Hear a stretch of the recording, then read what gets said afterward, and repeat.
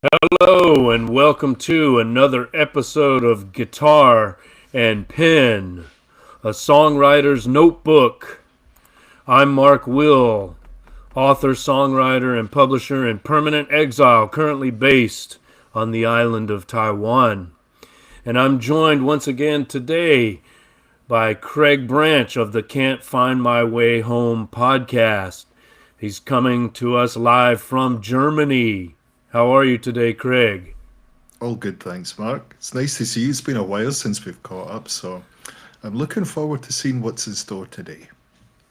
Yeah, what did we talk about before? We had the Smiths, The Queen is Dead. We reviewed that, and then we also talked about the Who's song Guitar and Pen, which is of course is the inspiration for the title of this particular podcast venture.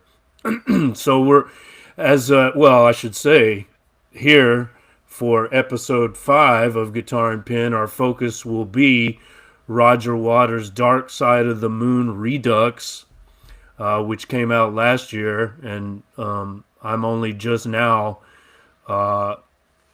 getting into it and reviewing it. I know we've been talking about doing something with this for a while, out, didn't we? Yeah. So yeah, it's been a long time coming. I know. Yeah. I'm actually glad we've waited for whatever convoluted series of reasons, but it's given me a different, without giving away too many spoilers, it's given me a different perspective on the music itself as well. Yes. Well, here in this first slide, we're looking at the album cover, which is interesting. I mean, from this perspective, we just see some kind of animal, and I think it's his dog. Well, we find that out later. It does seem to be a dog. I didn't know it was his dog, but that makes sense.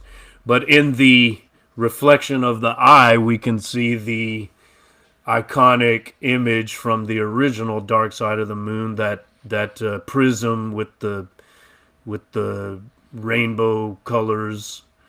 How would we describe that? Storm Torgerson's masterpiece, maybe is Yes. one way to describe it. The hypnosis guy, right? Yeah. Through that prism and all that kind of So I mean, what does this mean to you? Like, why do you think is it just a random image? He just decided to use this picture of his dog, or is there a deeper significance to this image that he's used for the cover art? I think maybe like the original album itself has that striking artwork on it, just that kind of the sheer simplicity of it is its genius. Yeah, like many other things of that nature, it's just its simplicity tells you everything in that kind of short message. I think here's another example of it. It's just another talking point. It's simple, right? There's nothing really much to it. It's just as we see the animal's eye and the reflection of the old album cover in the pupil. Yes, the iris. pupil. But anyway, you can see the pupil in there. I was going to use one of those technical terms, but I wasn't sure which one. So eyeball, maybe we can say. Yeah, that, right? the eyeball. You know, it kind of reminds me. Point. Well, it kind of reminds me of the repurposing of the Heroes album cover for Bowie's "The Next Day." You remember when that came out? I was listening to that again the other day. It's quite a good late Bowie album, you know. Like overall I think I prefer that to Black Star, which I also like. But anyway, it's once I don't know. It's like the way these aging rock icons revisit their back catalogs and kind of repurpose them and reinterpret them. It's interesting. I don't know if we always love the results, but I don't know. We'll see what we think about it in this particular case. I like the cover. I mean, I'm a dog person anyway, right? Yes. So what's not to like? So right. it's just that I don't know. It's a kind of.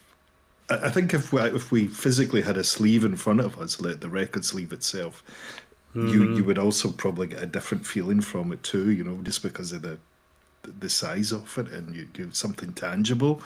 But Right. as a talking point, I think it's unique. It's original. I've never seen anything like this before, like using that in this particular way. But yeah, it's interesting. Yeah, let's see as we go through the album if our thought about the cover changes in any way, or if we have new insights. Um, I was gonna say something really important, but now I've forgotten what it is. So let's move on. Okay, so why is this happening? Well, because it's 50 years since the release of the original Dark Side of the Moon, which was March 1st, 1973. And so, Dark Side of the Moon Redux, Roger Waters' version, came out last year, October 6th, 2023. What a date. I just realized that's one day before October The, 7th. the, the other day, Yeah, the next day. the next day. I didn't even notice that. But Waters himself, when something like this happens, you have to ask the question, why? Why do this? Why do this? And so he says it's a reimagining, a reinterpretation, an adjunct, a rallying point. It's more reflective. And then I guess his primary justification is we are still not yet breathing in the air. So he feels that even though the message of Darkseid has been with us for 50 years, it hasn't completely sunk in, or the world doesn't get it. But is that just a rationalization for a vanity project, as some have accused him of you know promoting? Well, he's never really stopped self-promoting since the breakup of Pink Floyd, has he? I mean, in the court cases and the whole, I'm sure it cost him a lot of money going through the courts with the was it what were they fighting over the name or anyway, basically the Pink Floyd name. I think they were fighting Yeah, over and stuff. Yeah, yeah, that was and the it's original so he's the never like original suit. he's maybe never had the entire luxury of not working in that sense, right? I suppose he could have, right? He's not going to go and drive a bus or become a postman or anything, right? He's not down on his luck, but No, I think he's doing fine. I think he's doing okay. But he still has something to say, and we'll talk about that more in a minute, It maybe reminded in me relation to October 7th. some of these things on the screen here, Mark. It reminded me that a bit more of I couldn't remember the name of it, but it was MTV Unplugged. As I've listened to the album a couple of times over the last 2 or 3 days, Hmm. it just reminds me it's a kind of an album that sounds a little bit out of date. You know, it does sound for some whatever, not in a bad way. It just sounds like it's 30 years too late. So he should have done it at the 20th Yeah, I mean anniversary. that's what I thought, right? I was just thinking there's something kind of strange here about that. Anyway, that's by the by, but that was just a kind of random thought that came into my head. Well, it's interesting that you mentioned that, because to me, I think the original Dark Side, well, we know for sure it wouldn't have existed at all were it not for the precedent set by the Beatles, Sgt. Pepper's Lonely Hearts Club Band. I mean, Waters has been open about the influence that had on him and Pink Floyd in general. The whole notion of the concept album, right? That basically started with Pepper, I guess you could say, although some have said like Frank Sinatra's In the Wee Small Hours was a kind of concept album. And I mean, of course, jazz guys were doing that, I guess. But in the rock world, Sergeant Pepper is really the first one, and this idea of like a whole album having a narrative. It's not just a collection of songs, but they're all linked together in a way, and they tell a story. So that's something to keep in mind as we discuss the individual tracks.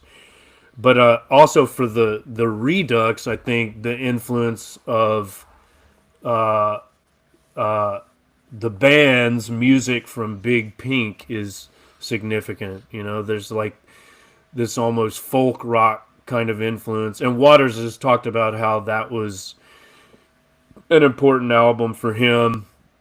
I think he was friends with Levon Helm. Like Levon Helm toured with him, maybe. So I can hear echoes of that in this reimagining of Dark Side for better or worse.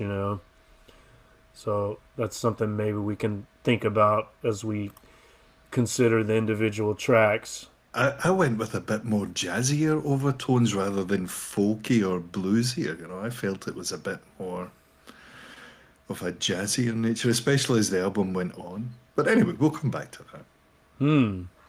Like in any particular jazz album or artist you No, can think of? not. I was thinking about that. Not really, but it was kind of a bit loose and a bit sloppy in places. Right. Not as I was listening to one of your episodes about the Dylan album, you did not necessarily that sloppy, but a bit looser. Right.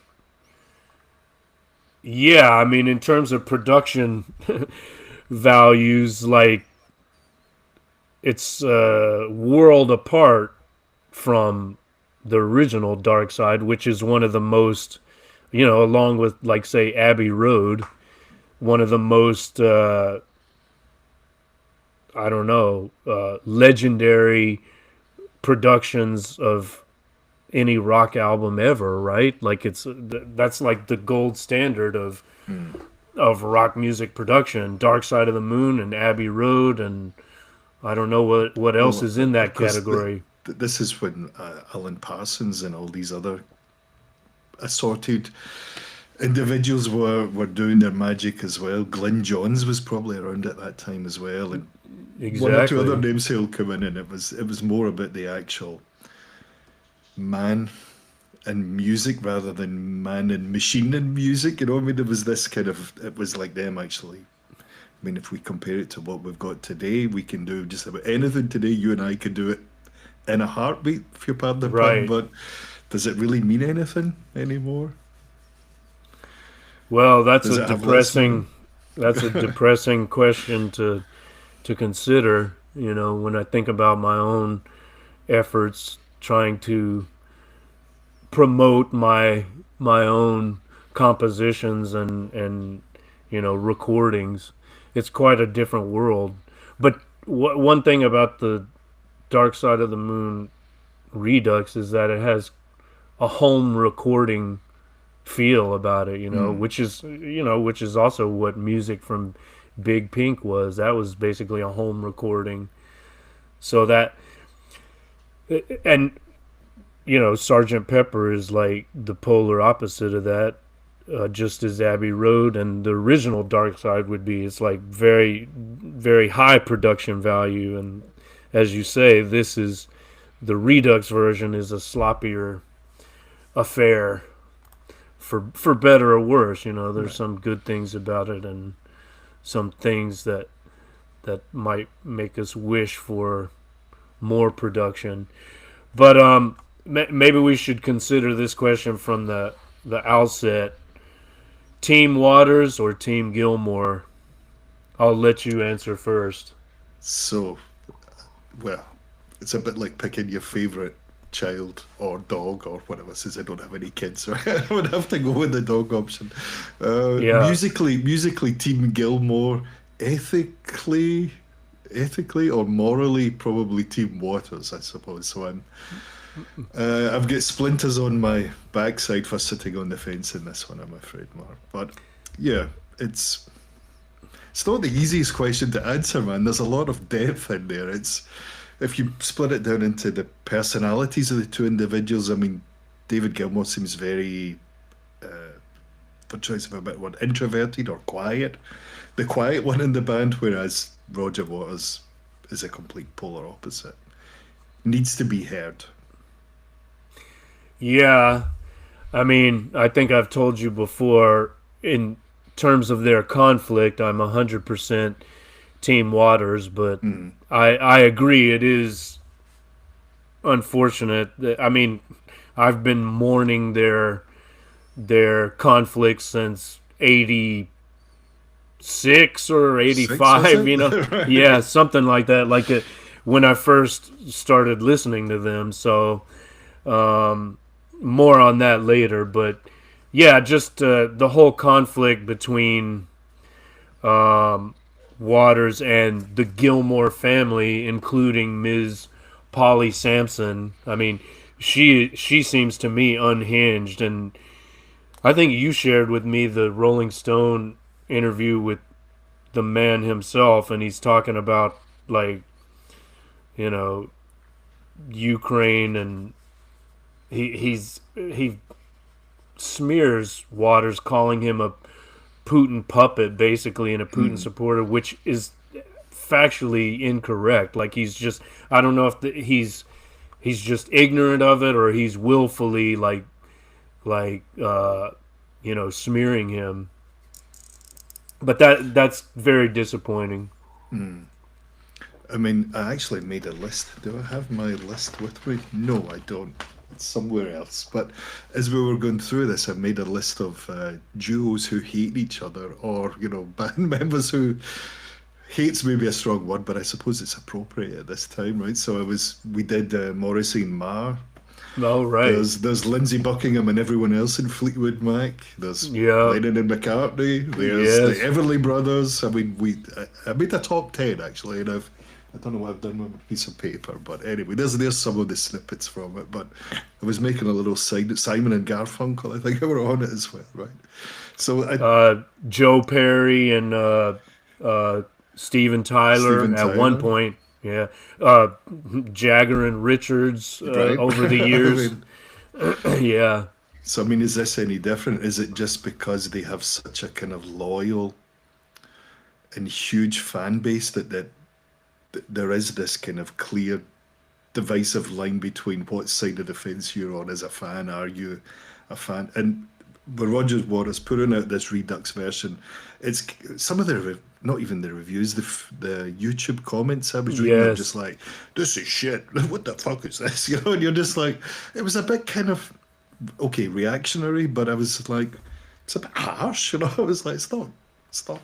Anyway, without getting into the kind of sound of the music, but some of the it was just I don't know. I just thought it was a bit over the top, but I mean that's the nature of the world we live in these days. People spouting comments willy nilly, right?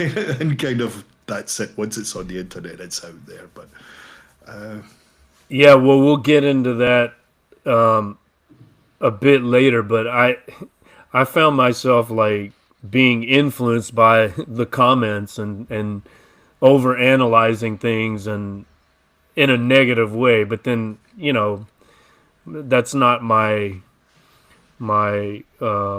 deepest feeling about what he did. I'll explain more about that later. But yeah, that kind of immediate, that's a new aspect of the listening experience. Just like I was gonna say, you mentioned earlier, the record sleeve, holding it, maybe reading lyrics on the back of it or inside.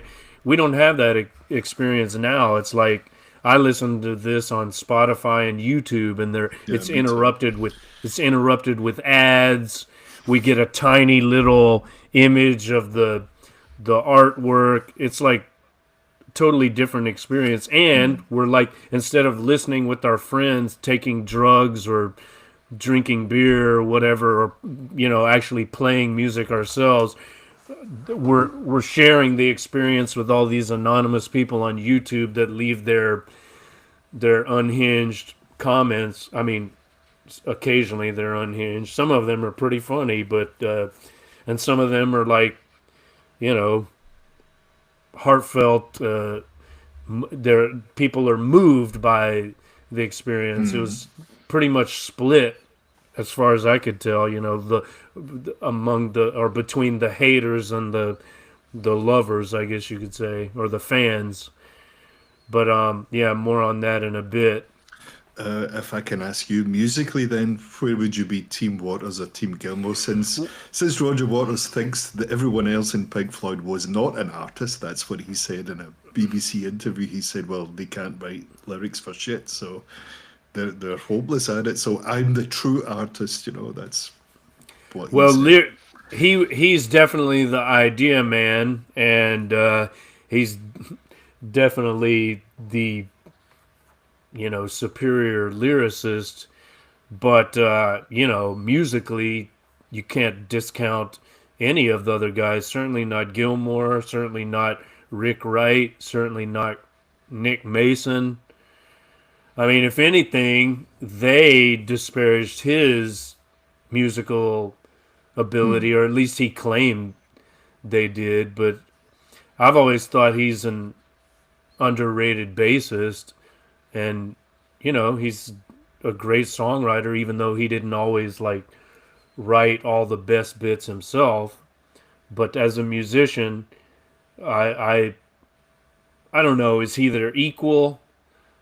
Um, Maybe not, but that's not his role, right? Like It's Gilmore like is the it's like guitar the other. god. Yeah, that's true. I mean, yeah, you're kind of elevating something into like a different stratosphere. But there was another, when on YouTube when it suggests videos on the sidebar, and it was weak links and otherwise great bands or something like the title for this videos was it. One of the pictures was Nick Mason, and I was just like, come on. It's like, really? That's how I mean, clickbaity can we get? It was like, that's lame. yeah, they say the same thing about Ringo. It's the Ringo joke, exactly, right? Yeah, I mean, come on. You can't you can't discount his contributions. That's ignorant people talking. Hmm. But I mean, even though in like the current situation, I'm Team Waters 100%. I'm still open to listening to the new Gilmore album. I've heard bits of it, but I think we plan to discuss it more in depth on the next episode. I hope we can still do that. I'm open to listening to it. If he came to Taipei, I'd probably pay to go see him perform, even though I'm like disgusted and appalled by some of his comments, recent comments, let's say. But anyway, one member of the band at least thought what Roger did was all right. Nick Mason, speaking to the NME, said of Dark Side of the Moon Redux, absolutely brilliant. Not anything that would be a spoiler for the original at all. An interesting add on to the thing. And that's where I am. I agree. Like all those people complaining, why would he do this? You ruined Dark Side. No, you can still listen to Dark Right, Side. that's It's right, exactly. it's still there. I mean, have you never heard of a cover song or a remix or a reinterpretation or whatever? I mean, it's totally legit. If you don't like it, you don't like it. But I basically agree with Nick Mason. How about you? Well, I think he's the master of diplomacy as well, right? So Yeah. he's diplomatic to the end. That's what I wrote in my notes. But I thought this is I don't think he's got any dogs in the fight, as it were, right between Roger and David Gilmour. So he's just like taking it for what it is, and he, he's probably right. As you were saying, I don't think there's anything too deep to take from it because you can still go listen to, as you were saying, the original or the remix of the original, the 30th year edition, or the whatever version of it you course. like. Yeah. And they're two separate things, you know. It is exactly Yeah. an interesting add-on. But at the same time, we can't imagine Gilmore saying it's absolutely brilliant. That would No. never happen. Well, where are the guitar solos, man? But maybe we'll come to that, right? So Yeah, yeah. there's something missing from this Well, album. that was a comment that a lot of the YouTube jokers made. Like, this song would kick ass if it had some killer guitar solos and some saxophone and some whatever, some production. But let's get into the track by track analysis. I put tracks 1 and 2 together. And by the way, track 1, Speak to Me, is marked E on Spotify. E for explicit because it has the F word. Come on now. That's the original Dark Side. I don't know if you noticed that, but that's another thing that what are we like I think we're just sanitizing everything within yeah, an like inch of its life, you know. I mean, what's with that? It's like a Bowdlerization of history. Like, I don't know if you noticed this, but the other day I posted something on this very YouTube channel. It was a thumbnail. We did an episode on one of my other podcasts, Texting. We did an episode on Gauguin's painting. Where do we come from? What are we? Where are we going? And Tomek made the thumbnail, and he included like an image from one of Gauguin's paintings, which included one of the native Polynesian women topless, right? Oh yeah, I You could saw see that, right? Yeah. you could see nipples. YouTube fucking pulled down my just removed the thumbnail and gave me a warning. I mean, they didn't, as far as I can tell, they didn't give me a strike, but they did give me a warning. In the meantime, you can go watch Wet Ass Pussy, and there's one of our other friends pointed out that the girl who just banged 50 dudes has her video on YouTube playing for all the underage kids to see. And another one of my videos, Dystopian Theme Song, which had like images of war and police brutality. Is this the original video with the wig? Yes, for the serious purpose of political commentary, that is age restricted. So they would never do that to one of the big channels, right? One of the money makers. It's just the little people like me that get throttled like that. But anyway, that's a sign of the times, I guess, right? Everything has to be safe. Oh, it's marked with an E. Be careful. You might hear one of the roadies interviewed on the original Dark Side say fucking mad or whatever it is he says, Because rockstars don't swear, Mark. So that's the It's so like or roadies for that matter, right? So yeah, it's what is this nonsense, right? world we're living in? But anyway, I've put Speak to Me and Breathe together because even though they're separate tracks on Spotify, on YouTube, they're actually put together in one video, and one segues into the other. So Speak to Me is the heartbeat, also the overture. Waters says he learned this trick from classical composers, take bits and pieces from the whole piece and put them in the beginning. But basically, the Speak to Me overture is the heartbeat. So this is where the narrative begins.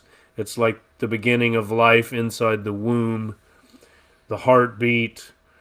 You mentioned the the MTV unplugged aesthetic. That's referenced here in this slide. And another thing a lot of people in the comments noted is that, oh, Roger Waters came out with an audio book, so that's why I've got the Audible icon. It's kind of like an audio book with cool sound effects and music. Yeah, the jazzy overtones, if you like. Yeah. But there was so the first time I heard it, so this is probably about whenever it came out, a year ago, say, and I was just like, oh, right. I wasn't expecting it. It was just really, yeah, not what I was anticipating, or I didn't know what to anticipate then when I heard it. I was a bit maybe underwhelmed coming back to it a year later, a year older, definitely not a year wiser, because my birthday was a couple of days ago. Mm-hmm. I don't know. I had a completely different feeling to it. I was a bit more relaxed about it. I was less expectant of it. I just let, pardon the pun, but I just let the music play, right? And kind of just listened to it and went about whatever I was doing and got into it, And I took it for what it was, or what it is, rather. Yeah. It's certainly, I mean, musically, it does have its moments. And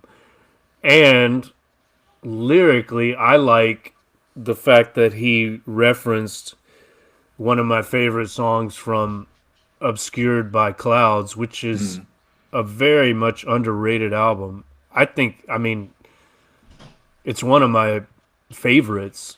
It's the album immediately before Dark Side. It's great. Obscured by Clouds. And the song Free For is kind of prophetic in that it's talking about the memories of a man in his old age or the deeds of a man in his prime. And it's so, that's so relevant to this, right? He wrote this when he was 29 going on 30, and then he's revisiting it when he's 79 going on 80. So it fits really well. mm. I think it's a great start to this particular project, the reimagining of Darkseid.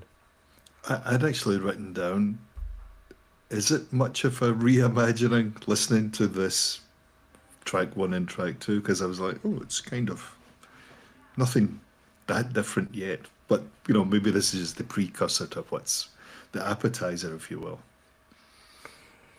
Yeah, I mean, there's still the heartbeat of the drums, I guess, but the inclusion of Free For is what really Mm, caught my attention because that's I listened when it came out. I listened to that track at first because it came first, right? Like I wanted to listen to all the tracks in order, and so when I heard that, I immediately recognized the lyrics without having seen, the track by track discussion that Waters posted. My second son sent it to me, and I'm like, "Oh, is that Free For?" He's like, "Yep," because he's familiar with that album too, Obscured by Clouds. That was one of the best things I did as a parent was introduce him to Pink Floyd, and when Waters went to Houston, I got tickets for both sons, so they had a great night job done. seeing the Us and Them tour. But so Breathe, Waters describes as an old man's admonition to the newborn of the heartbeat, right? Mm. And I guess the key piece of advice or theme is don't be afraid to care, which comes up later in his discussion of what he calls empathy. That's not in the lyrics, but it is in Waters' like explanation of the lyrics. So some of the key phrases for me are life is a short, warm moment. And then there's the line about everyone's still on the run, which leads us to track 3, but more on that in a minute.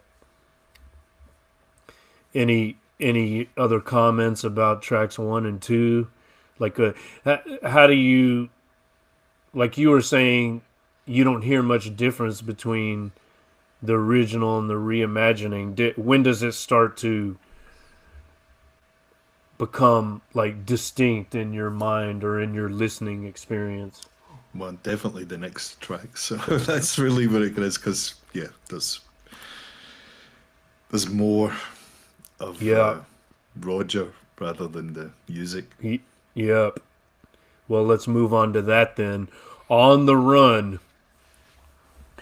So this is where he narrates his dream. I mean, the original On the Run, it was also called the travel sequence, and it has that looping. I think it's a Moog synthesizer, but it's looping, and it's I don't know. It's always reminded me. I think I often would like skip over this when I was listening. It's not like, I know it's part of the narrative, but musically, It's maybe one of the least interesting tracks musically, because you just have that, yeah, as you were saying, that looped. I think for yeah, those kind of people who enjoy that nerdy aspect of musical equipment and whatnot, the specifics, I think if you look up the documentary, The Making of the Dark Side of the Moon, you'll find they name check whatever piece of equipment they used it on. It was one of the first sequencers, or one of the first synthesizers that had a sequencer on it, and they were right. playing around with it. Yeah, and as I was listening to this again, I was thinking about, there are 10 tracks on this album. Like, several of them are just instrumental jerk offs almost, like I would consider On the Run kind of like that. Of course, it fits into the narrative and it has its purpose, but like for a classic album, like how many of the 10 tracks are actual songs? Well, it's the old phrase about all killer, no filler, right? So, Yeah. or is it? I I think don't it's know. This one's, it's an interesting piece for the sake of it being musically different to everything else, and in the explanation about they were taking a lot of planes, or touring a lot and things like that, and maybe back in the 70s as well, it wasn't the most safe experience, or the most comfortable experience as you do now, where you can get on and off a plane without thinking twice about it. But there was maybe unless that it's a aspect of Boeing. it. Well, yes, unless it's a Boeing. Boeing aside, I think you mentioned there about the travel sequence. There's also a bit about the futile. This is where there's the interview when Roger Waters is talking about track by track of the Redux version, and he talks about the futile headlong rush for wealth and status, and it's also this kind of bit about, as we can see with Gregory Peck here, about the dichotomy of good and evil, or I'll let you take over. Yeah, this dream, which he describes as a revelation. He says almost Patmosian, and this is a Whatever reference that to, means, right? yeah, whatever that means, he says. But what it does mean is like the actual book of Revelation, John the Revelator, who is thought to be John of Patmos, or John who wrote the book of Revelation on the island of Patmos. So this is like the apocalypse, it's an apocalyptic dream that he has. There's some character called the Wraith, and they're bad guys, and then at the end of the day, an Atticus Finch type character shouts, "Be gone," and like the evildoers, the bad guys, he calls them, are like vanquished. But I don't know, how does that fit into the narrative of on the run, which is, if we're thinking about like the timeline of the human life, this is I don't know what stage we're at. Do you remember that song by I think they were called the Godfathers? Birth, school, work, death. Do you remember that? I don't know. That's a Sounds fairly that's a apt. that's a great song. So I don't know. This is maybe work or school, work. Like you're already on the treadmill. Mm. You're the rat um, running around doing what needs to be done to get that piece of cheese. And I guess that, What, as you mentioned earlier, he was 29 when they wrote it or recorded it or when the album came out. And he said he was waiting for whatever was supposed to happen. And then he had this realization. He's like, oh, wait a minute. This is it, right? yeah, I'm what we're doing now is what I'm supposed to be doing.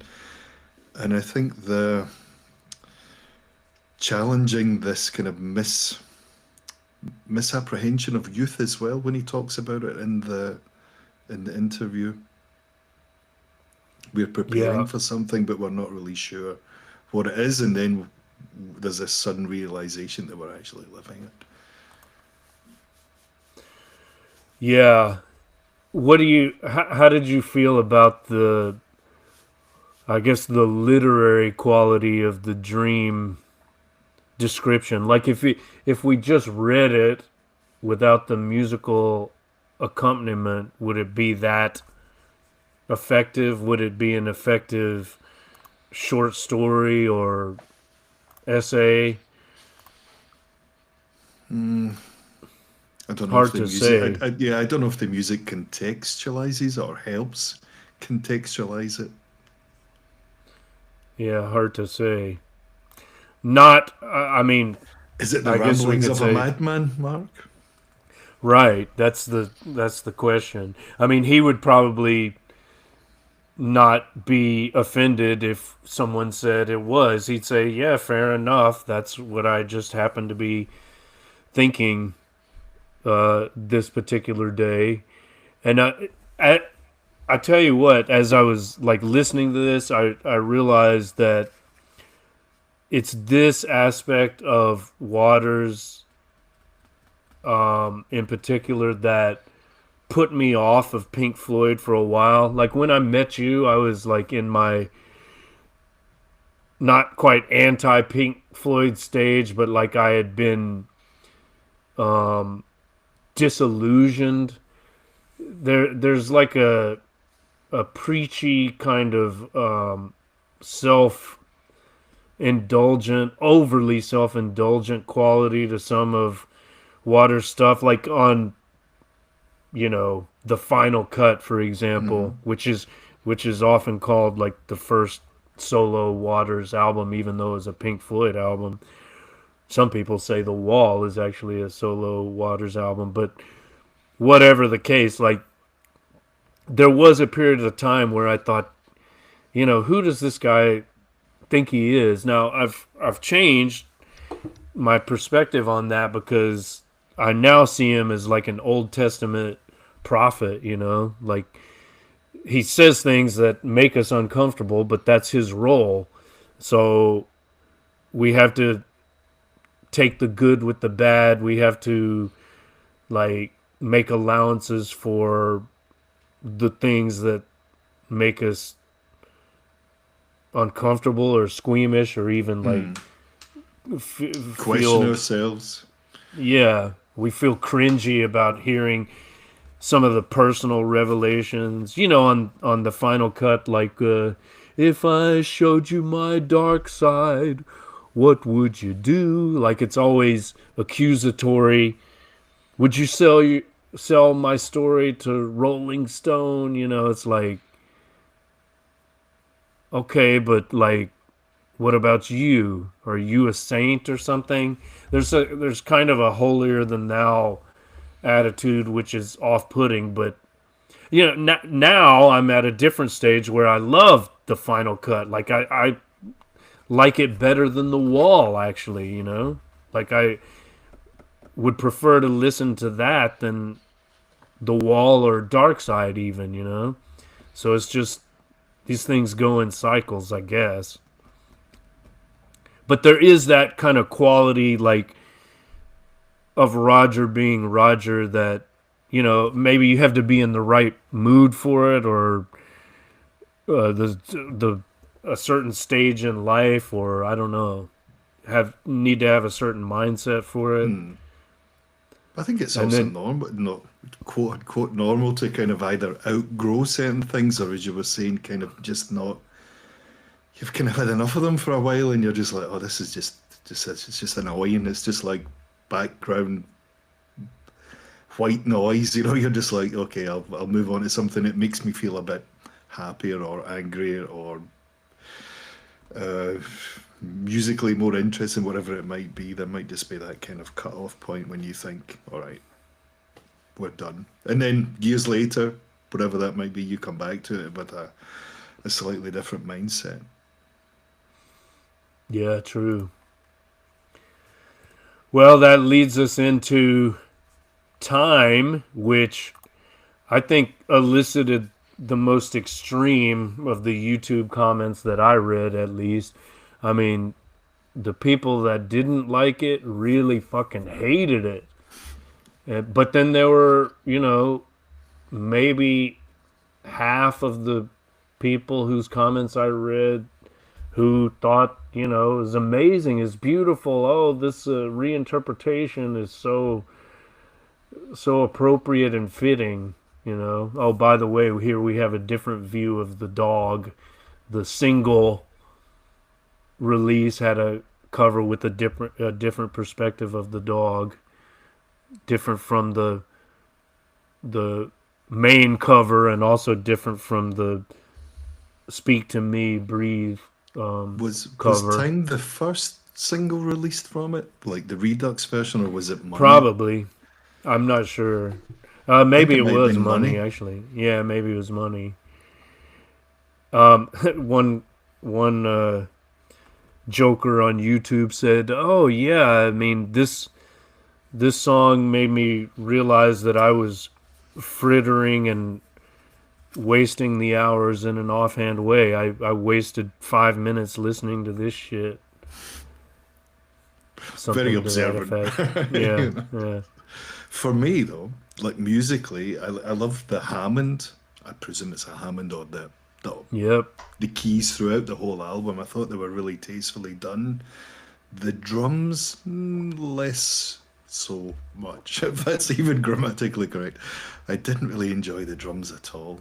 It got Hmm. better as the album went on, but it reminded me of that phrase where you're sitting in a rehearsal room and you need a drummer, right? And everyone says, "Oh well, you can play a bit of drums. Why don't you kind of sit behind it?" It sounds like the guy who's played drums, or the people who played drums on this record, are that guy. You know, the person in the band who can kind of play a bit of drums. It's actually quite hard to play like that. It's so, maybe that's what I meant earlier about being sloppy, but it's not that sloppy. I mean, it's not bad. It's just very. I mean, what kind of directions do you get from someone to say, okay, just don't play it like a real song, play it kind of very subdued and kind of laid, well, not even laid back, just played it. Yeah, Yeah, it's not Nick Mason, is it? no. And I don't know, the drums kind of grew on me as the album goes on, but there's points in it where the fills don't really work, and it's a bit kind of half-assed, and I'm just a bit like, it was just annoying. I love Time. Time's a great song. Hmm.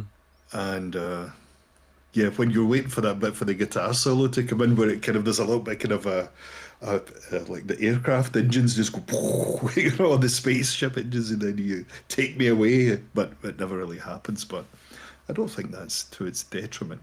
It's just a reimagining of it.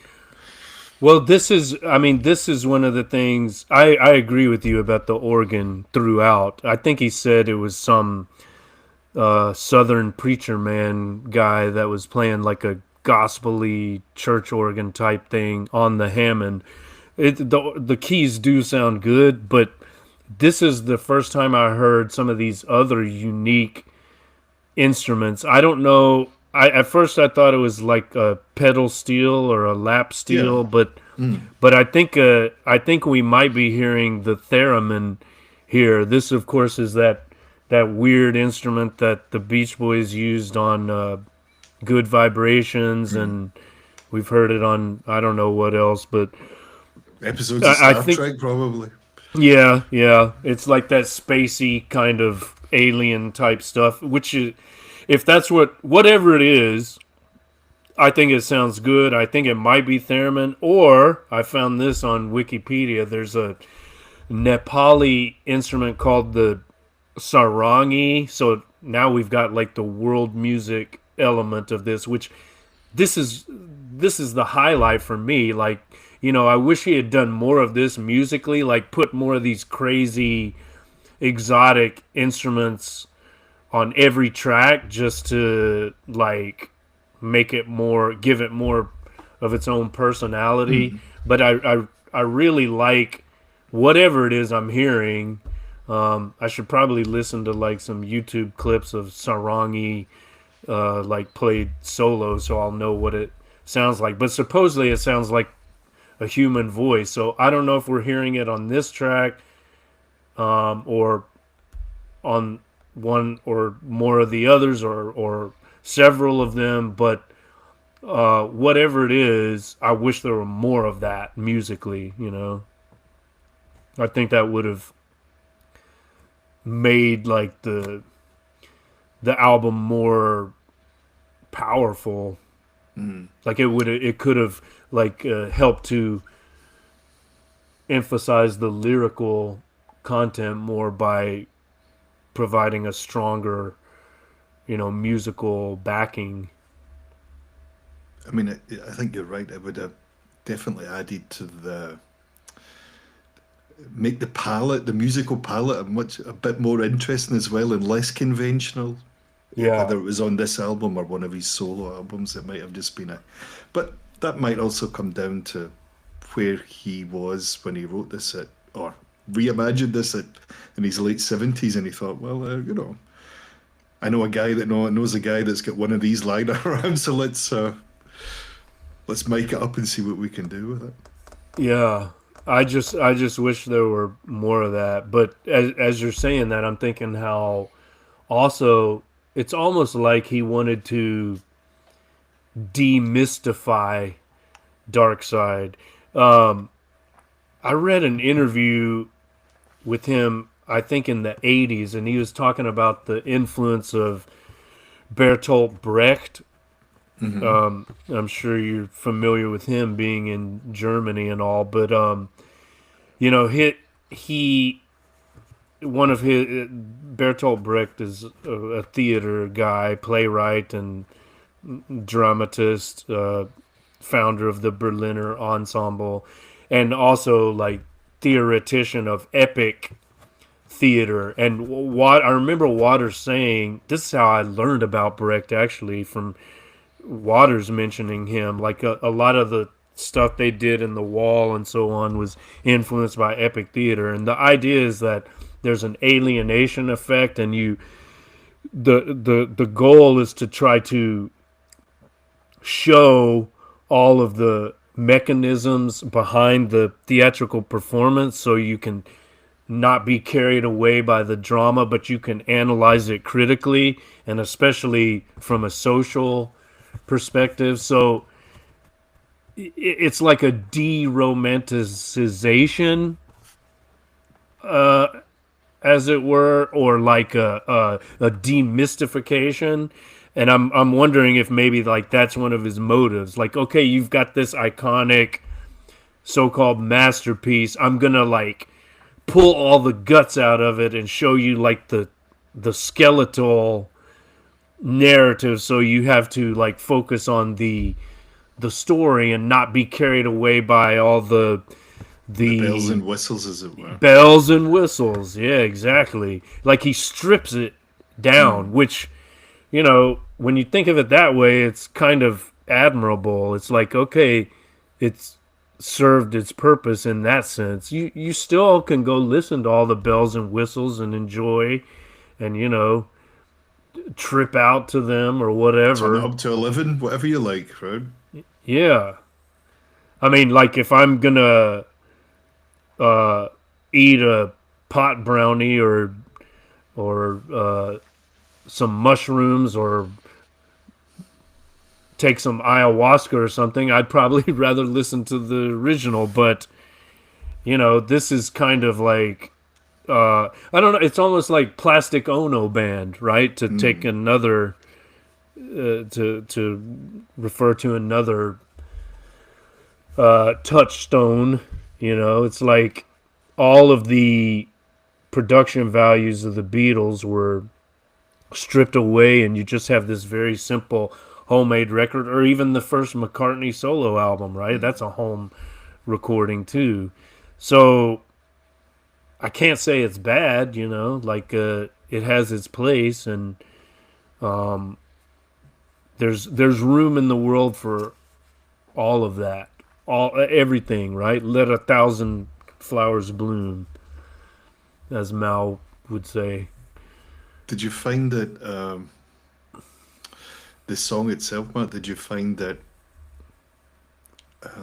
similar in sound to the original? I mean, did you find it that much of a reimagining out with the maybe one or two exotic instruments that we talked about? But did you find it that really that different to it? Well, of course, you don't have all the clock uh, ambient Mm. sounds, that's a big part of the original, right? But yeah, I mean, I know what to expect, right? I guess one of the most glaring omissions is the amazing guitar solos, of course, but it still feels like time, Still feels like that.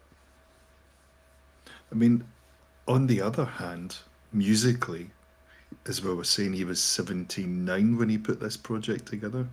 Mm. So maybe he's not in that space for all those other things. This is the way he wants it to sound. He wants it to be where he is at that particular moment in time and in his own uh, in his own head. And it does sound like that, It does sound like an old man's version, It doesn't certainly doesn't rock as hard, but that's okay if you're in the mood for it.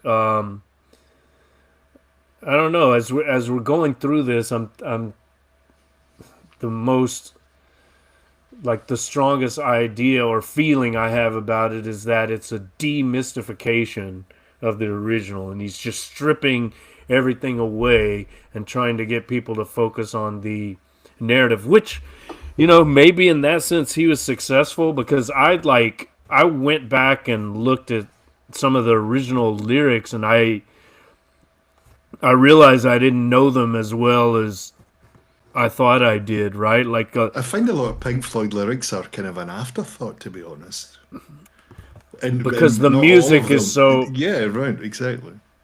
because the music is like at the forefront, and also vocally. They're quite quiet and Yeah, higher register as well. I mean, the voice in this record is definitely not. It's a much lower register. It's right up and yeah, close to the microphone, or so it seems, where you get that yeah, more intimate uh, reaction to it. But with the original stuff, the voices do sound a bit more ethereal or a bit more spooky, if I can use a kind of more normal word. But yeah, there's a kind of certain haunting element to the sound yeah. of the There's original. something literally dark about this Well, dark side. indeed. Um, I was gonna say, like, sometimes I have trouble distinguishing between uh, the voices of Gilmore and Waters in their prime. Like, sometimes I'm not even sure. Like, you can always tell Lennon and McCartney who's singing, Right. right? Or George, right? But sometimes with Waters and Gilmore, I have to look it up. Like I think that's Gilmore, but could it be Waters? You know, like it's not always clear, and so maybe that's and maybe it's due to the mixing or whatever. But it's like the vocals are. I mean, Gilmore is a more expressive singer than Waters most of the time, although not always. But they both, it's like the vocal parts are almost an afterthought, you know? It's like the least important element musically, apart from the background vocals with all those amazing female singers, right? But like the lead vocals, even if it's like a double lead, it's almost like, I don't know, standard. There's not like a, it's almost like basic bitch vocals. I hate to say, you know. Well, if we talk about vocals, and move on to the next track in a second or two, of course, where it's where it's there are none, or are there? But it reminded me of this bit where there was what was it? Yeah, so it was an interview I was reading, and Roger Waters, I think I mentioned it earlier, Roger Waters was talking about how he was adamant that because the others didn't write lyrics or couldn't write any good lyrics, therefore they were not as true artists as he was, and that kind of thing. Whereas you and I have just spent the last 4 or 5 minutes talking about, are the lyrics really the kind of primary thing when we listen to Pink Floyd or Roger Waters in this case? Yeah, I mean, as a songwriter, I have to say the lyrics are or should be all important, you know. And as a, especially as like a Dylan fanatic, or Lennon McCartney or any great songwriter, you know, Leonard Cohen, Tom Waits, Bowie. Bowie's not the he's not in the same class as those as a lyricist, in my opinion. I mean, sometimes he has his moments, but yeah, like, you know, maybe this is kind of a revenge project. It's like, you're gonna hear my lyrics for the first time, motherfuckers. That's we're gonna strip away, take it or leave it. You know, it's like that it or kind of, not. Yeah, you're gonna focus on the narrative, and we often forget that, you know, track 4, Time, ends with a reprise of basically the first track, apart from the overture and Heartbeat, Breathe. You know, we come back to Breathe, so there's another kind of classical. Well, you're at the midway point of the record. Yeah. So, time to pause and reflect. It's not without precedent, though, because, you know, side 2 of Abbey Road did similar things with all those repeated themes, you know. But yeah, let's move on to track 5, The Great Gig in the Sky. On Spotify, this is just Great Gig in the Sky, no the. I don't know what that's about. But in terms of the narrative timeline, I should say, like, previously we had a callback to On the Run. No one told you when to run. So this is what we were talking about before. He realized, like, this is it. Your life has already begun. There's no future. You're living it now, right? Be here now. But it's like at this point in the narrative, halfway through, he pauses to reflect on the possibility of an afterlife, which is interesting because, as he never tires of telling us, he's an atheist. He doesn't believe in an afterlife. He thinks, like, death is a dreamless sleep and the end of consciousness. So and then he, you know, he's made comments about organized religion, the tolling of the bells and the magic spells mentioned in, I think, the the first breathe, the original breathe before the reprise. So what about this? Why is this why does this occur at the halfway point or like the end of the original side one? Not an easy question to answer. Maybe if we could talk about, maybe I could get there in a minute, but maybe we talk about the images on the screen. Mm-hmm. If we start there, and that Sure. might help a bit. Uh, let's The take the poop voice. emoji. I was going to say that's obviously my go-to my go-to one, but let's break the mold and let's talk about the what's not really on this track, or maybe compare Yeah. the original to this one, and the picture here of Claire Torrey, and that's maybe a good starting point. Absolutely. That's a glaring omission.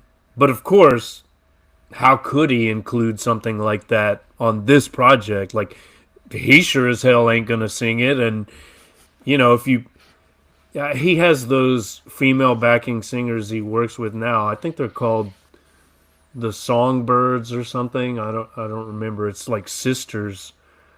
But they could do something like that. But then he's just like repeating the unrepeatable, because that's like a performance which was improvised, and that kind of vocalizing, you can't duplicate that. That's like, What was that? I read something about Gilmore was in charge of the sessions, or he was running the sessions, and he said, "Can you kind of express some emotions rather than words?"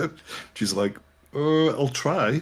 And I mean, what you get, I mean, it's very reminiscent of like Mary Clayton on "Gimme Shelter" for different reasons, but it's such an iconic vocal piece that you're just like, no one knows who the. There's a great documentary called something about background singers, 12 feet from stardom or something it was called, but it's all about these like Mary Clayton and the background people in the background, then they get a minute in the limelight, then they're gone again. It's that kind of thing.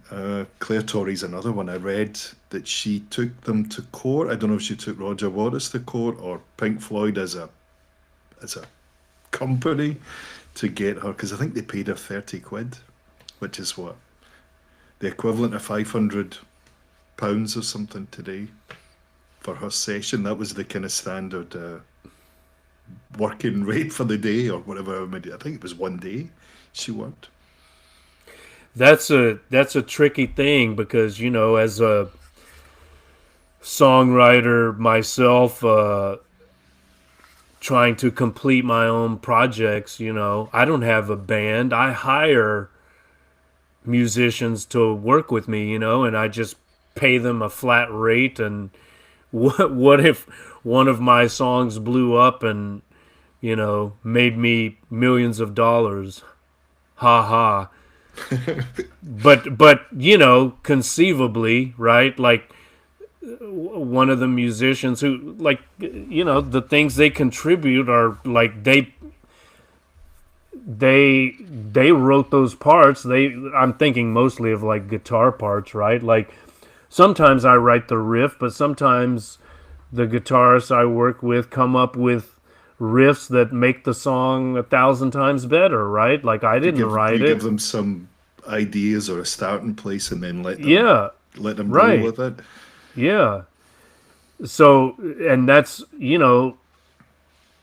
sometimes the contribution is more like, I don't know, integral to the song than would be expected. Like, of course, in this case, like, her contribution is the song. I mean, Rick Wright, I guess, had the chords, but she made the song with that crazy improvised performance, which is unlike anything else. Yeah, I mean, it's just, I can remember the first time I hear it. Many years ago, in my first visit to Amsterdam, my buddy and I, who I went with, I was either 19 or 20 at the time, and we stayed above a place in Amsterdam called the Pink Floyd Coffee Shop. It was either above Mm, us, we stayed above it in a hostel, or it was across the street. And in the mm-hmm. morning, that's what you were. They played Pink Floyd very early in the morning. They just opened the windows, and you had this kind of morning alarm, and it was unique. I'll say that much. But that was the first time I think I can remember hearing it that loud, like not in Mm. someone's living room or a car stereo or something like that, or a cassette. You know, it was very very loud. It's really, I was listening to the original, in preparation for this broadcast, and it's really, I didn't realize before how wild it is. Like she is like As it goes unleashed. It's on, not, it goes on. It's yeah. just that it gets more and She's more.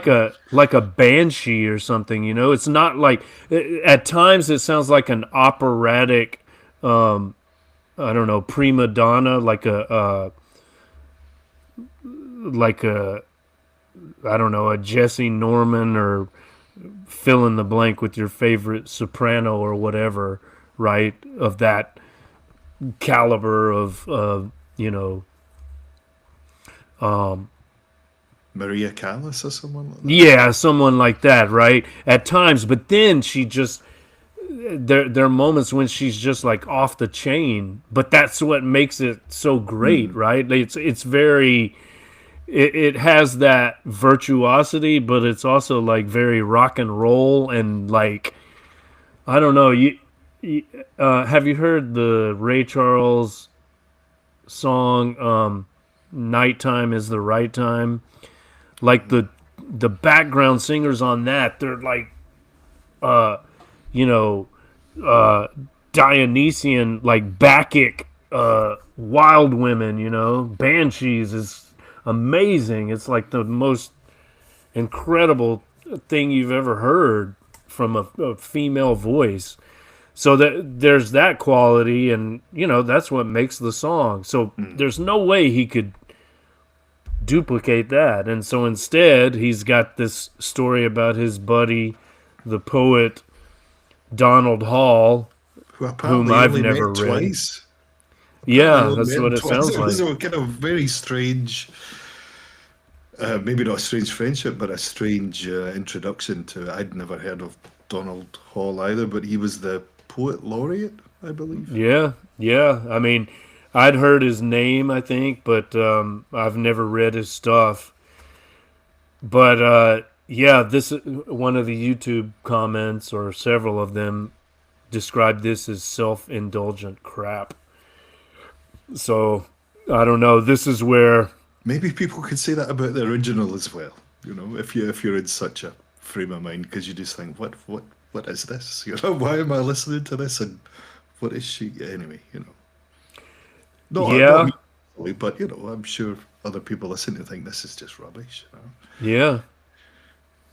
I mean, similar to the endless looping of "On the Run." It's like, yeah. What did I say earlier? It's like musical jerk off, but I mean, it's an incredible performance, no doubt about that. The original, I mean, Mm. but with the Redux, we've got this story. I guess the important part is there is only one road, meaning one life to live, I guess.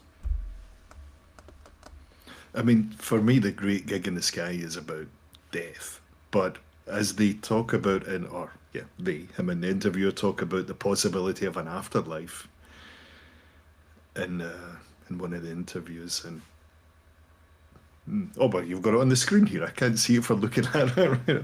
Sorry, but yeah, there Yeah, was this because that's the exact same notes that I have, right? So, but that put me off now, right?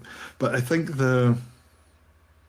it's an interesting meeting with this Donald Hall, and his relationship with him was quite unique in the sense that they didn't really meet a lot, or they only met once or twice. They hit it off. He read his books. I think one of the books he mentions was called essays after 80. Yeah. So I haven't really got into what the content about these, what his work was about. So I can't really say one way or the other. But he seems like well, you can see by the picture of him here, he looks like an interesting kind of guy, Donald. Well, he's got, for those of you that are just listening, in the slide, he's wearing his tie-dyed peace symbol shirt. So I guess he's the hippie poet laureate. I think he's from New England, so maybe he's up there in the woods of Vermont or someplace, living on a farm, doing some LSD with wavy gravy, or maybe he was visited by the Grateful Dead or something. But yeah, I guess maybe I should probably read at least one of his poems so I know Mhm. what the hell he's on about. But there's only one road, which I guess is relevant when we go to side two. Although if we're listening on Spotify, there is no side two, but or a CD, there's no side two. But um, the way Waters describes track six, Money, the iconic Money, is that it's about being at the crossroads. Are you going to choose avarice or love? Love or money? So there's only one road. You've got to go one way or the other. That reminds me of a Led Zeppelin song. There are two paths you can go by, but in the long run, there's still time to change the road you're on. There's only one road. The Maybe you could tell us what you mean by the heavyweight in the pictures that you've chosen.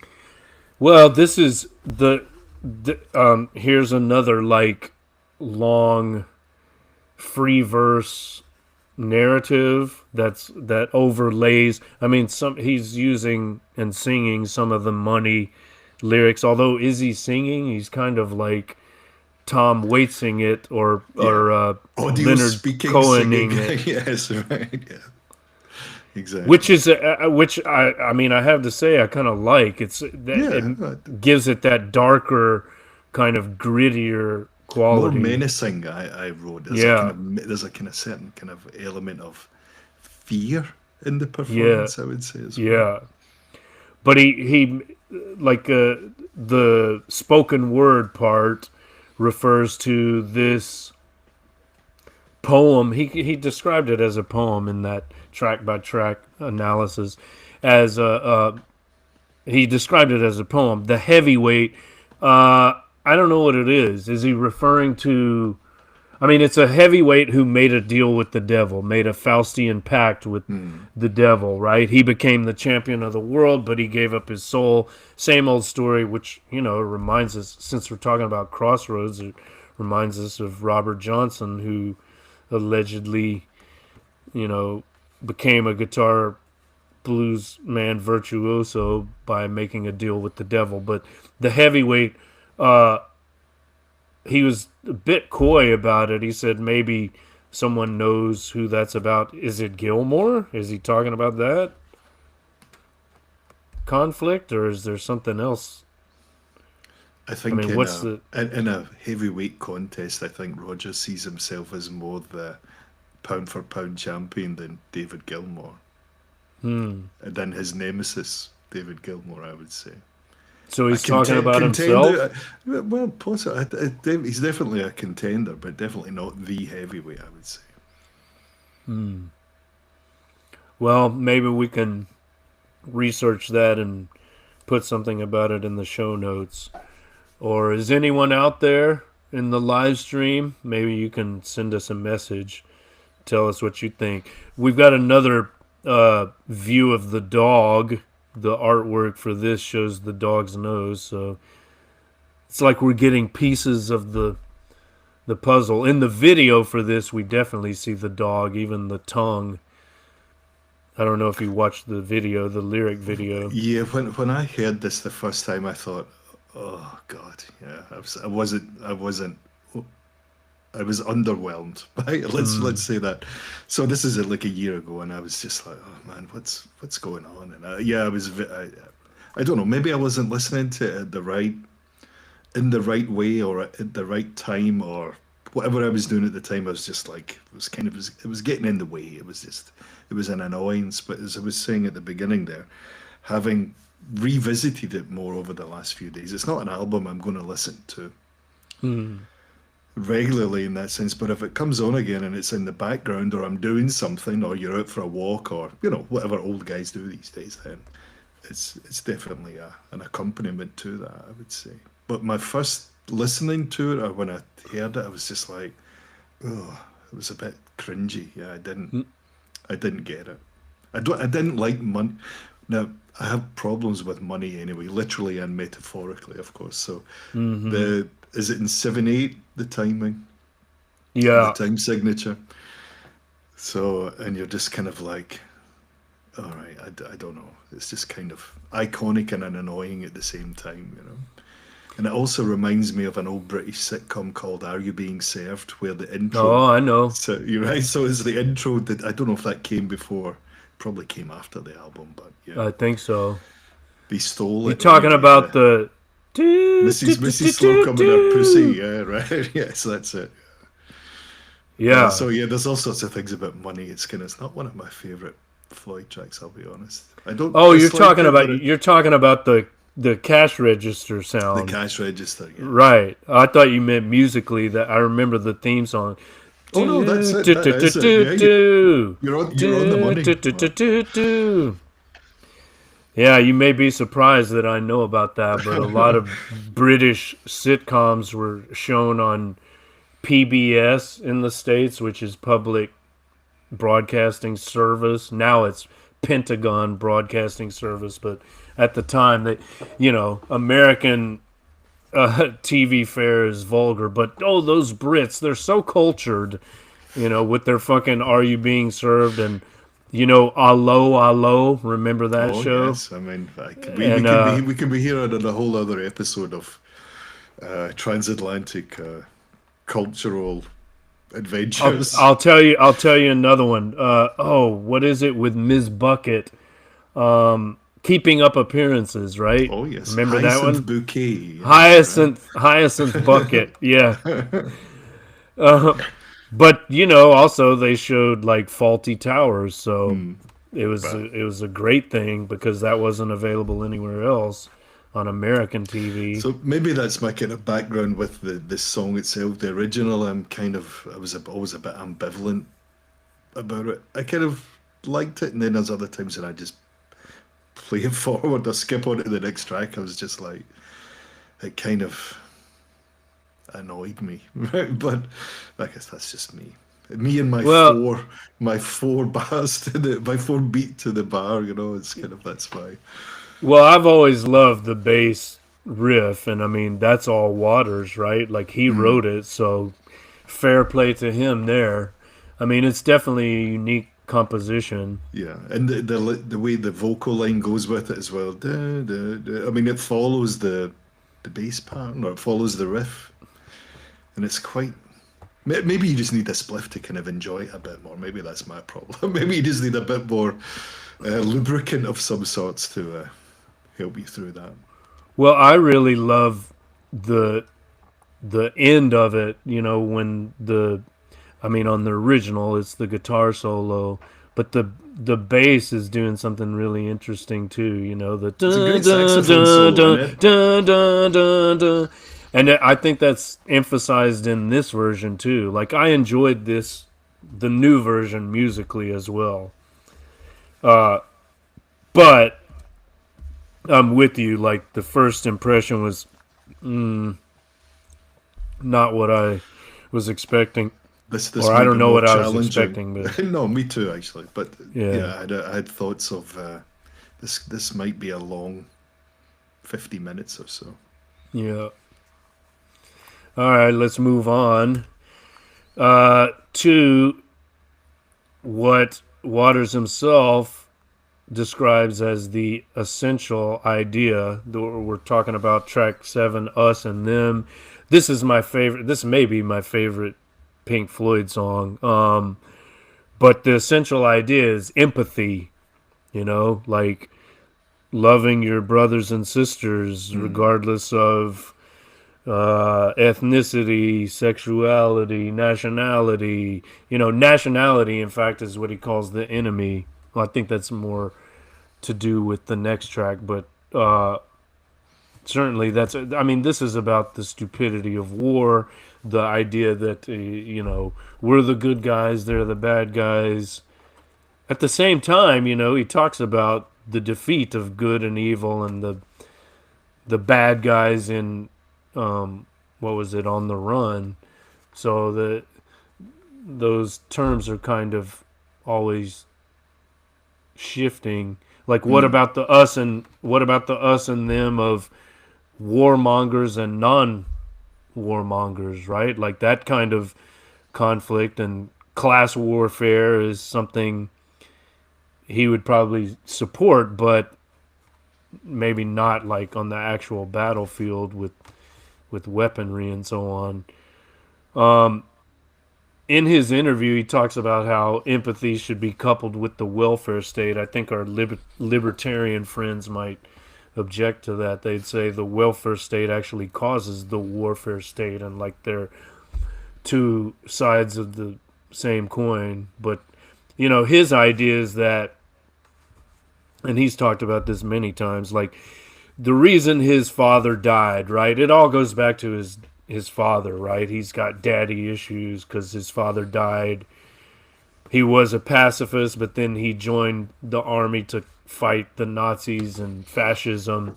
He died, and then the promise of the post-war dream was destroyed by Thatcher, and you know there was this is the one of the major themes of the final cut, and it's Mm. beautifully expressed there. Like whatever happened to the post-war dream, like Maggie, what have we done, right? Like she gutted the social safety net.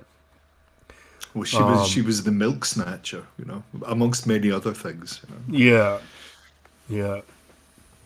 So that, that's where he's coming from when he's talking about the welfare state. But I'm just thinking about like our American libertarian friends, who many of them are like staunchly anti-war, and they're some of the most powerful voices, but their solutions to the problems are different from like from lefties like Waters. So that's just a Mm. side note. But the most important thing about us and them, musically, is of course we're looking at a picture of the great Rick Wright, who wrote the chords for us and them. Actually, when they were doing the soundtrack to a movie, which I don't know if it was used, if this piece was used in the movie, but Waters asked for the chords so he could write us and them, and the result is legendary. One of the best Pink Floyd songs, one of the greatest Mm. songs of all time, in my opinion. Masterpiece. I think the Rick Wright's probably one of the one that we don't talk about in the band. Like people talk about the drummer as in the sense that, well, it's that, as we were saying, the Ringo effect. But Rick Wright seems to may have been the glue that held things together a lot of the time as well. So I know Yeah. he was good friends with David Gilmour and Nick Mason, as far as I know. But his relation, he get fired from the Wall, if I Yes. remember rightly. Right, there was something, I can't remember how it came about, but an acrimonious parting of the ways, and then he was fired during the recording of it. I can't remember exactly, but there's a yeah. In And this he interview, Roger Waters talks about him fondly, but there's a an ugly history there, and probably Waters is somewhat to blame. I don't know. I've heard stories about him during the recording of the Wall. He had conflicts with Bob Ezrin, the producer, and some of them were over money. like points, the points system, like no points Ezrin. He even like wore a badge, NPE, no points Ezrin, or I don't know what that was all about.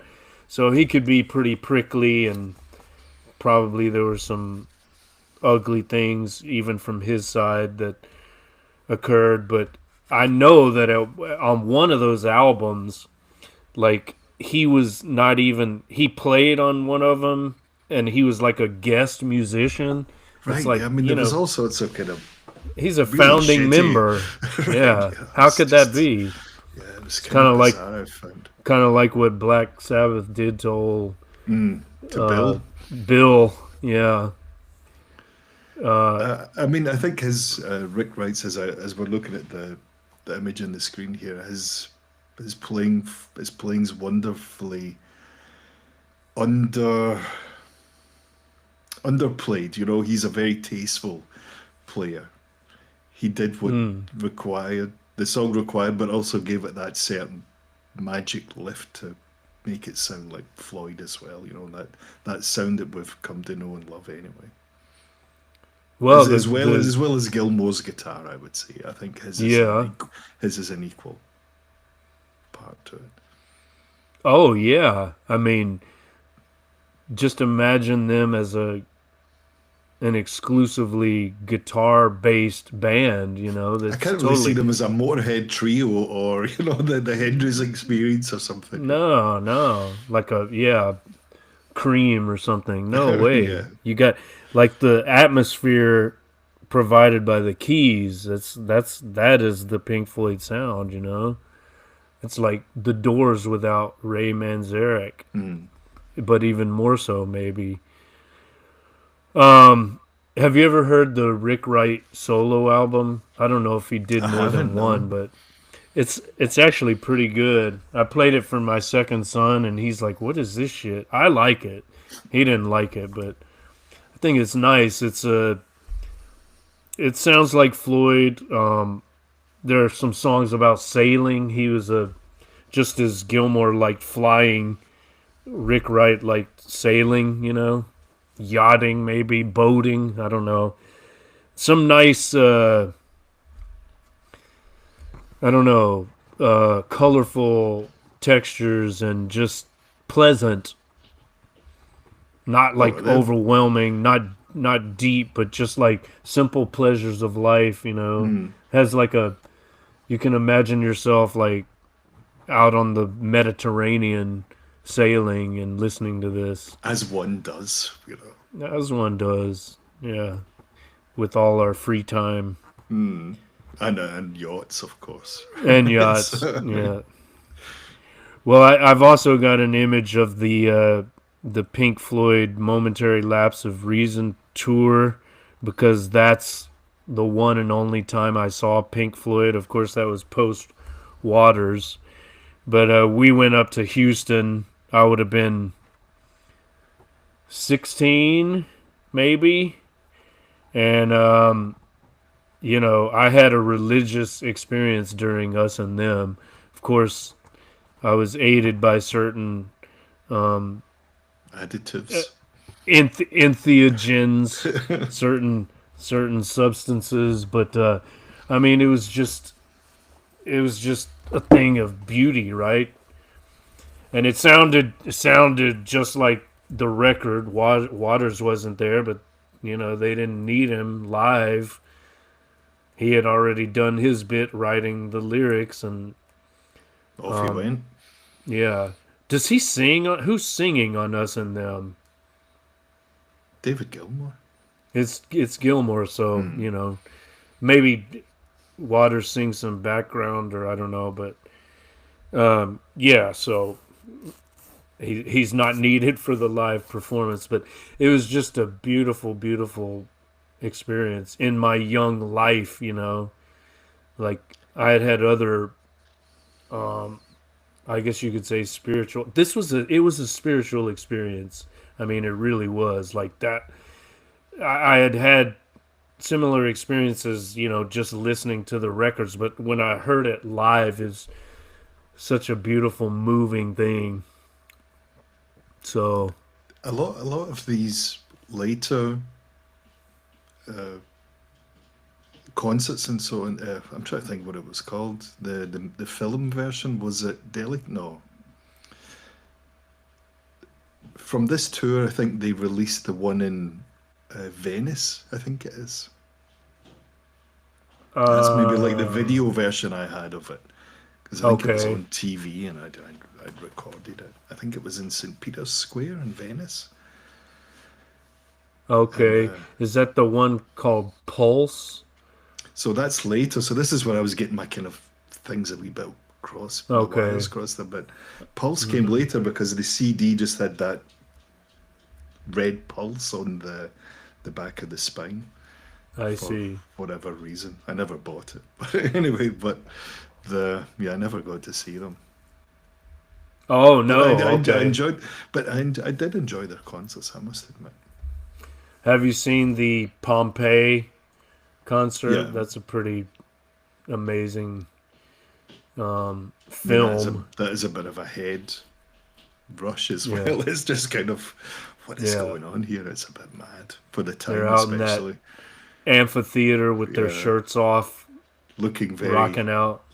looking very like they haven't had a bath for a while and kind of stuff. They're just kind of Well, an Gilmore interesting look. certainly Gilmore certainly looks different, doesn't he? Yeah.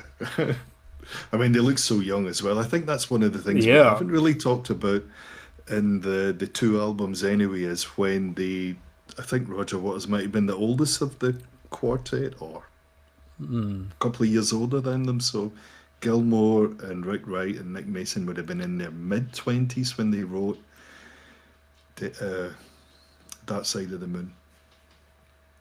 Mm. I mean, musically, I think what they were doing at the time. But maybe we'll save that till the end then, because you're going to ask me a question about the end. Okay. Well, oh, what else did I want to say about this? Something so important. It would have blown your mind, but I've already forgotten. Let's see if We can agree that us and them on the Redux version's pretty good. I quite like it. yeah, yeah. I like it. Sure. I mean, it's not a Um bastardization of the original in any way at all. no, I think it's a nice musically addition to it. musically nothing stands out. The original, I'm thinking of the piano solo, which is amazing. I think there's some nice keys on the Redux too, right? Mm, yeah. Yeah, so that's a yeah, it's a good track. I know what I So was gonna say. This tour that I've referenced, right, the Momentary Lapse of Reason tour, that was the tour after what has to be the worst Pink Floyd album. Wouldn't you agree? Like, is there one worse than Momentary Lapse of Reason? It's pretty bad. well, I don't know. it sounds a At bit the bloated time, as well, you know. yeah, at the time, just because it was, oh wow, I'm alive when a new Pink Floyd album Mm. is released, because I had heard all the old stuff, right, and then that came out, so I was thrilled and delighted. But I mean, I listened to it again maybe 10 years ago, and it's like, God, that is terrible. The Dogs of War is all right. Learning Sorrow, to Fly, Learning to Fly is well, I don't know. I think it's an album of its time. I don't mind it. I don't think to it's not me, a it's classic. It's not a classic. It's not no. anywhere close to creatively anything like the others that we've talked about today. But it's No, just not at it's a all. kind. It's almost like a bit of an afterthought. It's like we've got some ideas. Let's make a record. Let's show Roger we don't need him. Mm. But yeah, I don't know how successful they were with that. But I think um, the Division Bell is a great album. Would you agree with that? Yeah, I would say. And that's that's that kind of answers the critics, I think, right? Like that's totally post Waters, no involvement at all. Waters himself trashed it. I think wrongly so. I think Mm-hmm. it's great. I really Moment, like it. like the momentary lapse of reason thing seemed a bit much like a lot of music at that time, just a bit vacuous, and it was all a bit, yeah, fair enough, right? It wasn't. It was, if I remember rightly. So we're getting into the kind of early house music and techno and all of that stuff. So I mean, this was like the contrast. You could either go back and listen to the new Floyd stuff, or you could go and listen to this nonsense with DJs and all that other kind of malarkey. And Mm. I don't know. It just what's a guy described to me Robert Cray as kind of coffee table blues, and this is a coffee table album, like Delicate Sound of Thunder. Hmm. Oh, the Delicate Sound of Thunder. That's the name of I the know, sorry. tour. This is yeah, the momentary lapses we're talking about. Excuse me. Yeah. It was just all a bit beige and a bit, the yuppie era was among us and all that. And that phrase, moment, we're getting off track here, but who cares? Momentary lapse of reason, that comes from the song One Slip. One slip and down the hole we fall. Is that what the lyrics are? Anyway, I'll yeah, be honest. I haven't revisited those albums for a while. Let's. it's It's been a it's while. it's pretty it's pretty underwhelming as we've said, as to use the word we used earlier. Dogs of War, okay, that's good. That's good. But yeah, the rest of it, mm, All filler, no killer. mm, If I can use the opposite of before. yeah, Dogs of War is pretty killer, and that was good live too. But yeah, the rest is pretty much filler. All right, but as we say, the Division Bell, well worth the price of admission. All right, on to track 8, Any Color, with the U for you American listeners and viewers. Colour, the British spelling. Any color you like. This comes from, this phrase was like a throwaway line from one of the roadies who said, "Any color you like, they're all blue." Hmm. So Are we talking about cables or I guess. some kind of equipment he needs? In the interview, he goes into a bit more detail. Roger, what was that? Goes into a bit more detail about this, as you were mentioning earlier about flags, and it's a bit kind of, yeah. I'm a bit confused. So on one hand, he's saying, yeah, the flags are a bad thing, but then we should all be Yes. we should all be under the rainbow flag, and I'm like, well, which one is it, man? Yeah, exactly. There is that contradiction. And I know what he means. He's like, yeah, we Yeah, should all be tolerant, and but the rainbow flag itself has become political and is like a exactly right. divisive Yeah, element, right? It's like that you can easily see how these flags become oppressive and they divide people rather than unite people. I'm sympathetic to the sentiment, right? Like, don't discriminate against people for their choices or their sexuality. But once you have a flag, it's like um, it becomes a kind of rallying cry, which is used to divide one group of people from any kind of flag. Once you have a flag, you've already got us and them. You know, you're already dividing one group from another. So that's something that I don't know. I wonder how he's probably aware of that contradiction and would contextualize it. But I had the same thought as you. Like, there's a kind of inconsistency there, and it's like, well, which is it? What do you mean? he also But talks about the blue and yellow, the Ukraine, the red. right, Is it Russia or is it black? And then he gets all a bit yeah. philosophical.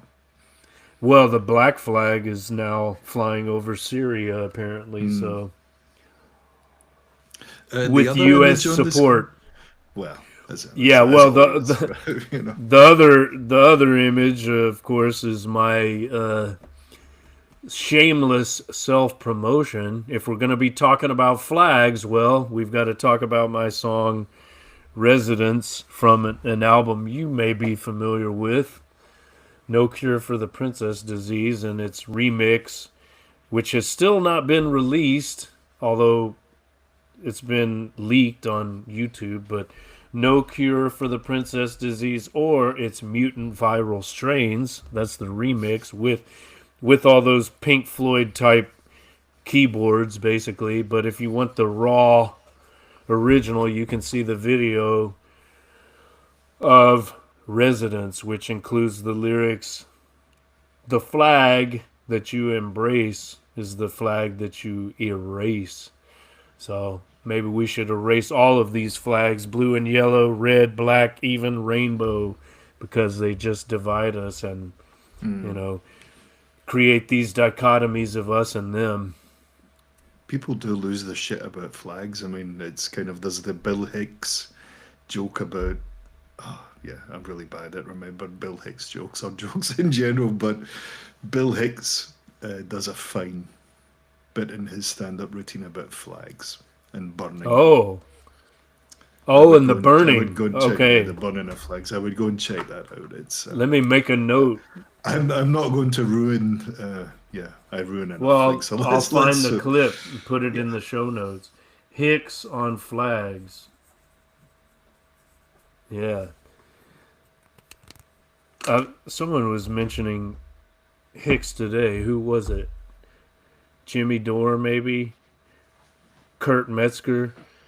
It's like he was talking. It was during the first Iraq War. He's like, "Yeah, the Iraqi army is the fourth best army in the world, but there's quite a big drop off from the third to the fourth best army in the world."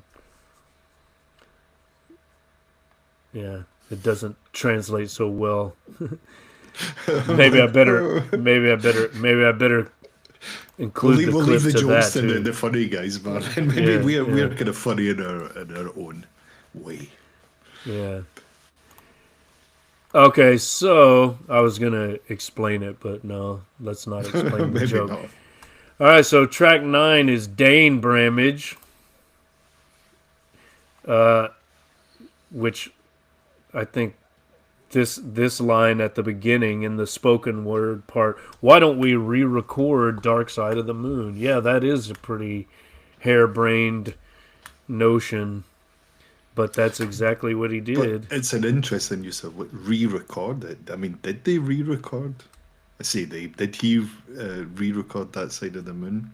In a way, yes, but in a way, no. Yeah. Well, I mean, he, in his words, he reimagined it. So Right. That must be real then. there was recording. So I guess it's fair enough to say that he re-recorded it. I don't know if I told you, a few years ago there was the Pink Floyd exhibition was here in Dortmund. This must have been Hmm. the year before COVID, so what, the end of 1999, maybe beginning of 2000, and my wife and I, Eugene, went to it. A student of mine bought me tickets for it, so that was very nice of him. And Eugene had or has no idea about Pink Floyd, and Mm. especially, so I was explaining a little bit about this and that. And we get on the screen, we should say there's a picture of Sid Barrett. So I explained to her about who Sid Barrett was and why that he's not in the band anymore. And then she was reading or she was listening to whatever the bit about his psychedelic experiences, and she was quite surprised. She's like, "Really, this really happened?" You know, it was a Mm. bit like the Peter Green thing, yeah. You know, when it was all just that Yeah. LSD moment or mind bending, and that was it. Never the same again. There's got to be something else there, you know. It's not just the substance. Like he had schizophrenic Yeah. tendencies or whatever. Peter Green as well, but and he probably also did too much.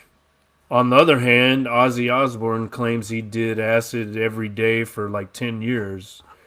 Of course, he's pretty fucked up, so maybe maybe there's something to it, but at That's how least they he stay can so function. slim as well, Mark, right? All these guys manage to stay in great shape because, well, they don't eat anything. They just take lots of drugs, and therefore you don't need to eat, you know? Yeah. How do you look so, how Well, does Lemmy look, or how did Lemmy look so skinny?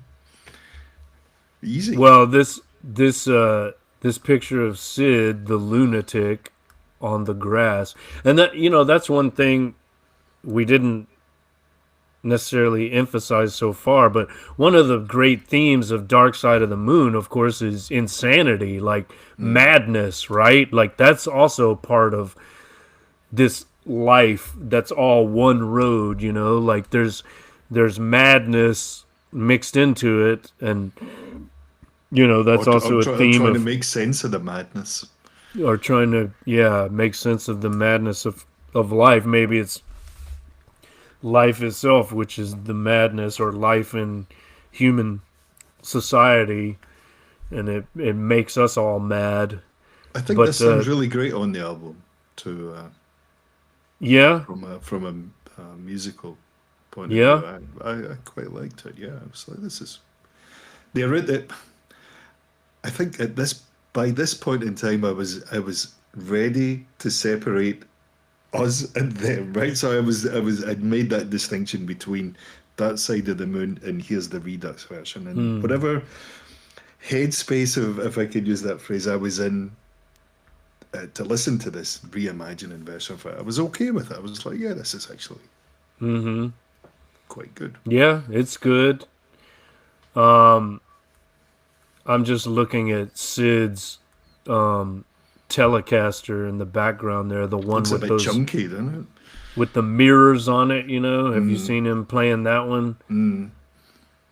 live? Maybe the time he put all that hair gel in his hair, and the lights like caused it to basically melt, and it was streaming down his face in a live TV appearance, and he just stood there strumming chords randomly and not singing, and the rest of them were like, what the fuck's going on here? Mm. Have you heard the Sid Barrett solo albums? If I'm being honest, not for many, many years. I mean, it's just a thing that I kind of maybe dip my toes in and out of, and yeah, that was it. I The didn't give a Madcap much about that. Laughs. The Madcap Laughs, yeah. That's pretty good. I mean, it has its moments, right? But apparently during the recording of that, musicians would say like, "What key is this in, Sid?" And he'd say, "That's funny," and then they'd just start playing. Roll tape, It's What a bit of key is it a in, it's a Sid? bit of a punk ethic, Mark. Maybe you Yeah, know.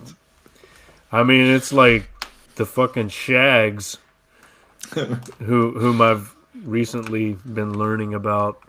That's a story for another day, but The other yeah. thing I would mention about this version of it, anyway, I think by the time we're getting near the end of the album, Roger Waters really sounds his age in this vocally in this version of it as well. I mean, whether that's part of a natural thing because he is 80, but also in the other point where it's the kind of the end of the piece and he's put all his effort and energy and uh, his spirit into it, and this is him coming out the other side of it, in that Mm-hmm. performance. But it did remind me a bit of, as we mentioned earlier, Leonard Cohen, or a bit Tom Waitsy, or it's hard not to because he is more or less doing a kind of spoken word Yeah, performance. there's that quality on several of these tracks. Hmm. I'm seeing some notes in the live stream.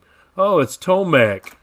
Tomek says, "What up, fellas? Pompeii, 1999, the year before COVID." No, we meant 2019, Tomek. But thanks for the comment. You were talking about exhibition. Yeah. Of course, you meant 2019. But I think I Oh, went. Oh, anyway, oh, but yeah. Tomek. Oh, Tomek, you jest. Okay, so that's how this works. Now I know how to do live stream chat. All All right. right. Okay. So anyway, yeah. So the other image here is the grass, right? The lunatic on the grass. So here is the quadrangle at Cambridge. I've never been there myself. Have you? No, they won't let No. Scottish people in, man. Yeah, It's far that's it's, right. it's far too posh, you know. Right.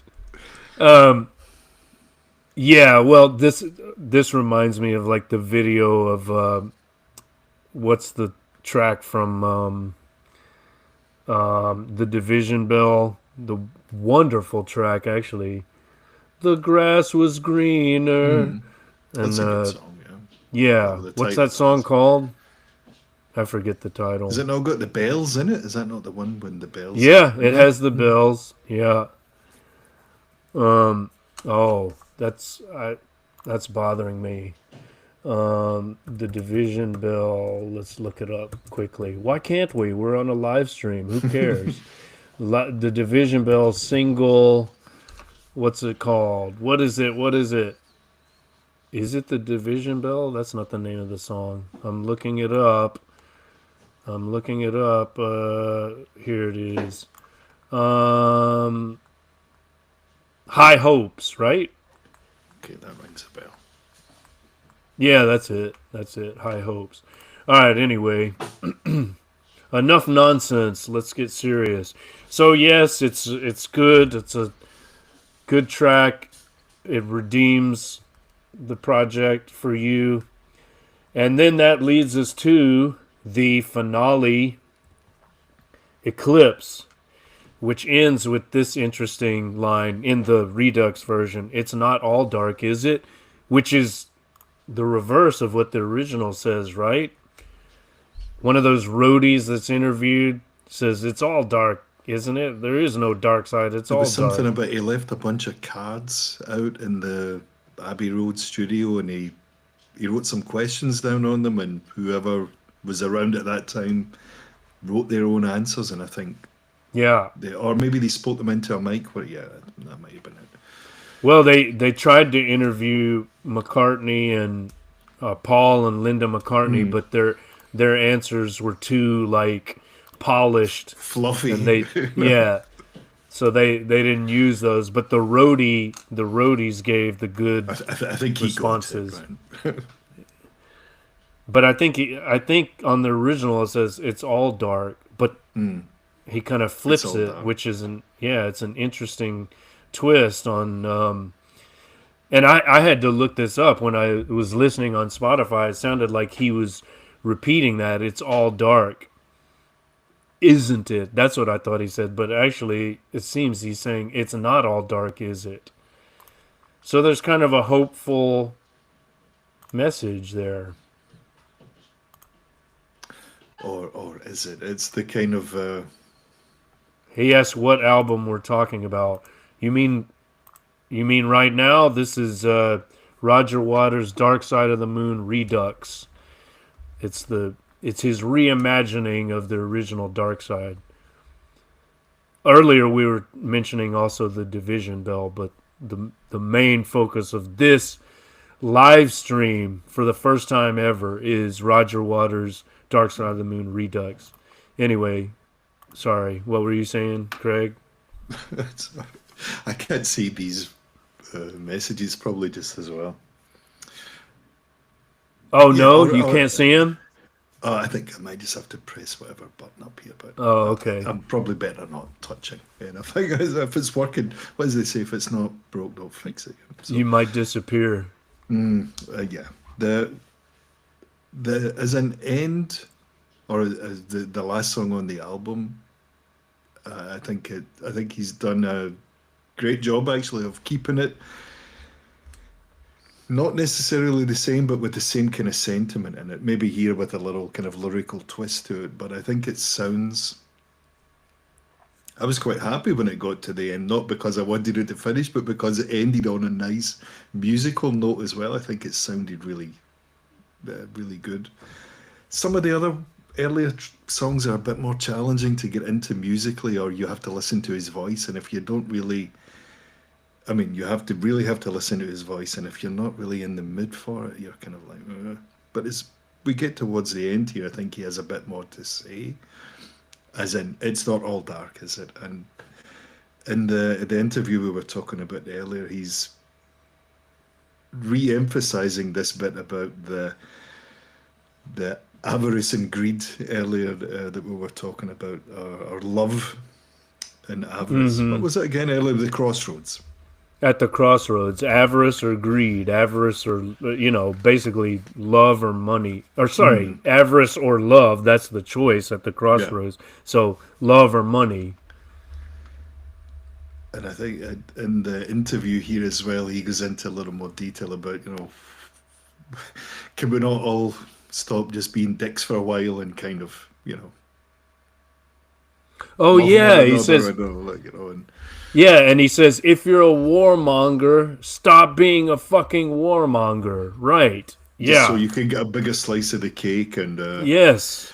then he goes into a little bit about when you could be smelling the roses, and there's some kind of interesting bits Yeah. in Breathing the in the interview. air. Breathing in the air, exactly. I mean, and again, that's like, you condemn the us and them dichotomy, but at the same time, you're condemning the warmongers, and rightly so, right? Like that's not the way to live one's life as a warmonger. Not like, of course, we can't recommend that. Oh, I think Tomek's leaving. He says he went punting down the River Cam last summer, and that was in the image of the quadrangle. So that's awesome. I would love to do that.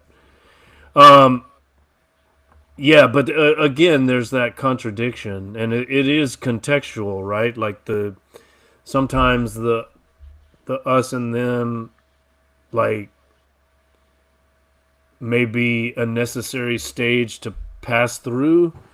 Like you just can't allow it to destroy your soul. You have to still keep your eyes on the prize of Hmm. empathy, and even if you're in conflict with someone, you can still empathize and try to minimize the conflict and end the conflict as soon as possible, while you know engaging in it for the sake of justice or whatever, right? Like we can't just allow ourselves to be steamrolled by the big boys or by By the the machine. elites. Yeah, the machine. So of course resistance is necessary, but at the same time we should have a kind of empathy, I guess. Which Which, again is a bit ironic from him not really seeing eye to eye with his ex bandmate and co-collaborator over many years. But I guess that's yeah, the the personal nature of things, isn't it? When we talk about personal relationships or things of a bigger nature, yeah. you I can't mean, always practice what you preach, I suppose. yeah, but I mean, it's also understandable when you consider the the influence that Gilmore's wife has over him. Apparently, I mean Mm. that would be pretty off-putting and galling. Um, okay, so we've completed our track-by-track analysis. What lessons have we learned? Because one of the purposes of this podcast venture, Guitar and Pen, is to ask ourselves, what do we learn from whatever song or album or book. We haven't reviewed a book, but we could. There's some great rock bios, but what do we learn as songwriters, musicians, producers, or even audiophiles, listeners, appreciators of music? What are your thoughts on that? I take songwriters first. I'll just give you a few thoughts. I just wrote down one or two things. So, from a songwriting perspective, experimentation, especially if we talk about Pink Floyd as a band who were pioneers of that particular musical genre back in the late 60s and early 70s especially, that experimentation even today is still a good thing musically. Roger Waters is doing it again, if you want to put it that way. So he's reimagining his ideas, his lyrical ideas anyway, as well as musical. I think reimagining things is still quite cool. I think it's still okay to do that. I mean, I don't see the problem in. I don't think it's a lack of ideas. I think it's just another way of expressing what you've done previously and where you are now as a songwriter. I don't think that's necessarily a bad thing. If you take it from the other point of view as a listener, as we said earlier, we have this kind of divisive audience or listenership who are Yeah. either, well, fuck this, there's no guitar solo in it, right? So it's, you've got that, or you've got the ones who might want to sit with a glass of whiskey and a cigar and just have it on a kind of certain volume and enjoy it for what it is, you know? There's an us and them nature to the YouTube Absolutely. commentary. So yeah, let's try to empathize and find common ground. In addition to reimagining, we talked about repurposing old material, just as Bowie did with the Next Day project. I like that idea too, like cannibalizing oneself as a composer, revisiting previous material and finding like new resonances, like the way he repurposed Free Four. I love that. I think that's one of the It's probably big something he's takeaways been for me. wanting. Yeah, sorry to interrupt. It's probably a thing he's been waiting to do for since he wrote it. Just never had uh, the right timing to do it, or the right whatever project he was working on to fit it in, or to do it justice.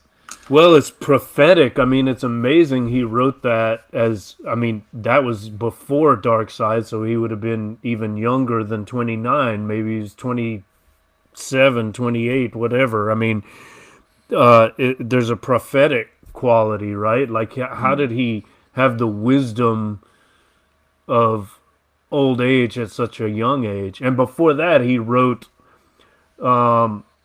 those beautiful lines in Echoes, which he references in interviews these days as well. Like, I'll have to look up those lines, but it's like two strangers meet and I am you and you are me, or something like that. So the whole idea of empathy was there almost from the beginning when he started writing, when he took over the songwriting duties from Sid after he checked out, right? Like, someone had to write the song, so that lot fell to Roger, and that was one of his first lyrical ideas, this notion of empathy. And it's an almost like Vedic Hindu notion of the self, right? Like, there is no distinction between I and you, I and thou,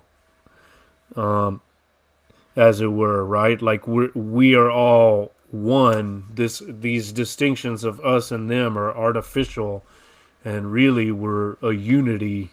Even though on a certain plane you know, it's absurd to say I am you, you are me, but spiritually there is that connection. So I love how these old ideas are revisited and repurposed and,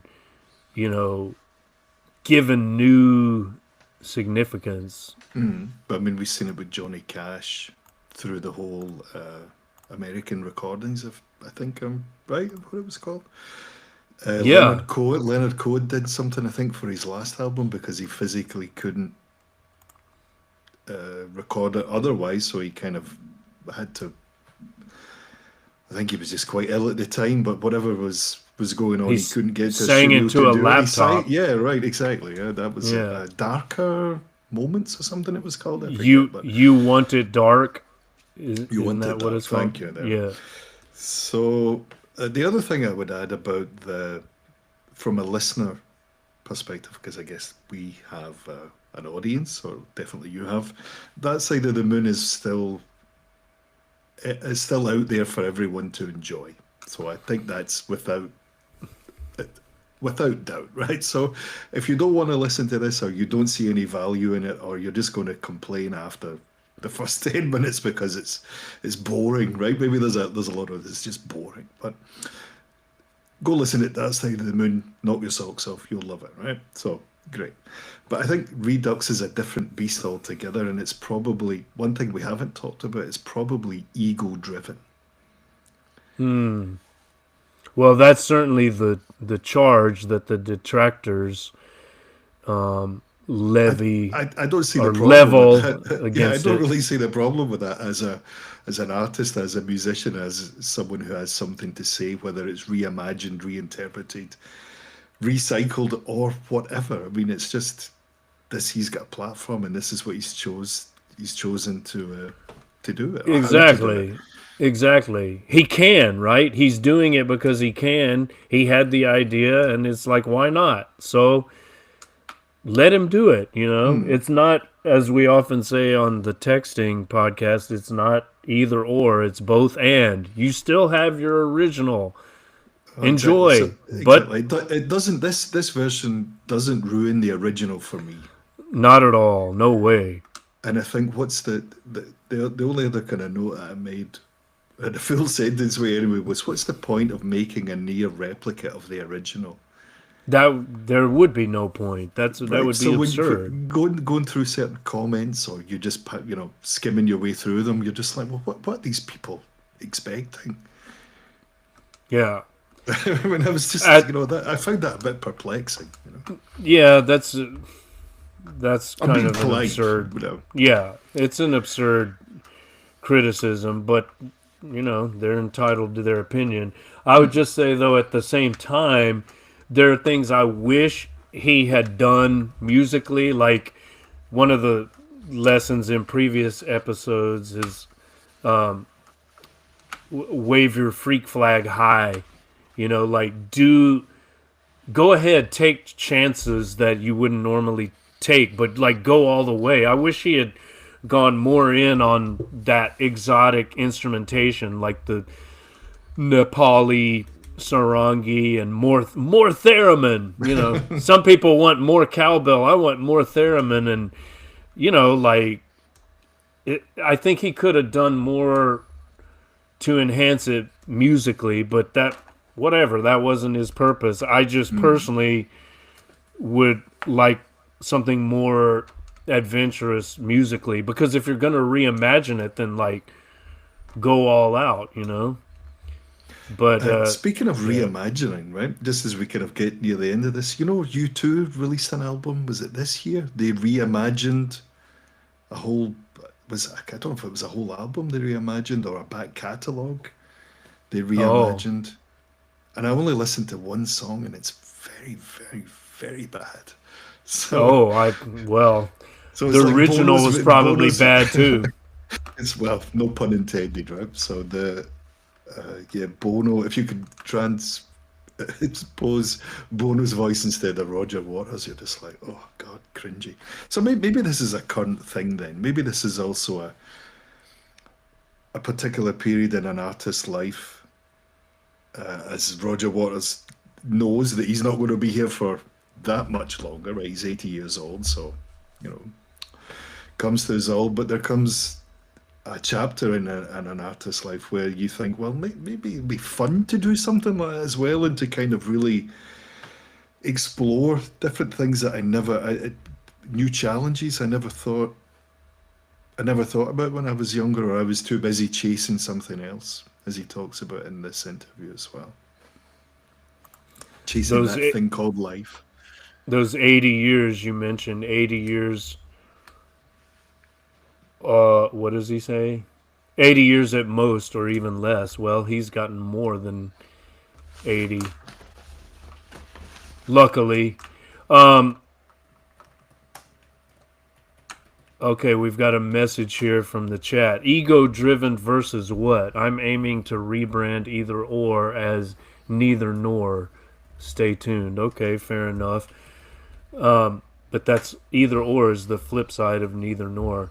But ego driven versus what? I mean, I think the point is, well, you're saying, so what? It's ego driven, meaning he's doing it because he can, right? Like he has the ability to do it. He had the idea, so why not? I mean, that's a like for us with our particular financial situations or whatever. It's not maybe as convenient to undertake a what you could describe as a vanity project like that. Maybe not as easy to do, but if he's able to and it's ego driven, okay. I mean, it still has its validity. I'm glad he did it, like I like having this different perspective. It caused me to go back and listen to the original again, focus more on the lyrics.